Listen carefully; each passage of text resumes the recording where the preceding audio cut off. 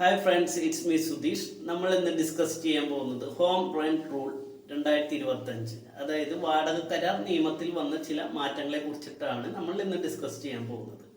എല്ലാവരും ഈ വീഡിയോ പൂർണ്ണമായും കാണുവാൻ ശ്രമിക്കുക. അതുപോലെ നിങ്ങൾക്ക് ഈ വീഡിയോ ഇഷ്ടപ്പെട്ടെങ്കിൽ ഞങ്ങളെ സപ്പോർട്ട് ചെയ്യാനും മറക്കല്ലേ. നമുക്ക് നോക്കാം എന്തെല്ലാം മാറ്റങ്ങളാണ് 2025 വാടക കരാർ നിയമത്തിൽ വന്നതെന്ന്. ഈ നിയമത്തിലെ പ്രധാനമായ ഒരു പോയിന്റ്, വാടക കരാർ ഒപ്പിട്ട് 2 മാസത്തിനകം ഈ രജിസ്ട്രേഷൻ നിർബന്ധമായും ചെയ്തിരിക്കണം. അതുപോലെ ഒരു നിശ്ചിത ടൈം പീരീഡിനുള്ളിൽ ഈ രജിസ്ട്രേഷൻ ചെയ്യാത്ത പക്ഷം പരമാവധി പിഴയായ 5000 രൂപ വരെ നമ്മൾ അടയ്ക്കേണ്ടതായും വരും. ഈ നിയമത്തിൽ സെക്യൂരിറ്റി ഡെപ്പോസിറ്റ് ഈടാക്കുന്നതിനുള്ള ഒരു പരിധി നിശ്ചയിച്ചിട്ടുണ്ട്.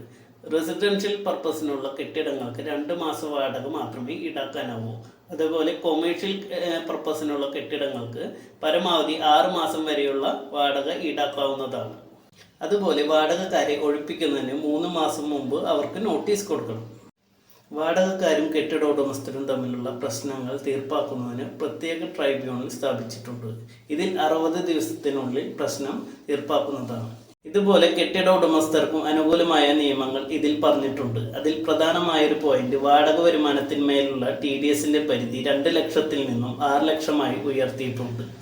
ഇതുപോലെ വാടകക്കാരൻ 3 അതിലധികമോ പ്രാവശ്യം വാടക തരാതെ താമസിക്കുകയാണെങ്കിൽ കെട്ടിട ഉടമസ്ഥന് ട്രിബ്യൂണലിൽ നേരിട്ട് ബന്ധപ്പെടാവുന്നതാണ്. ഇതുമൂലം വാടക തരാതെയുള്ള താമസം നമുക്ക് ഒഴിവാക്കാവുന്നതാണ്.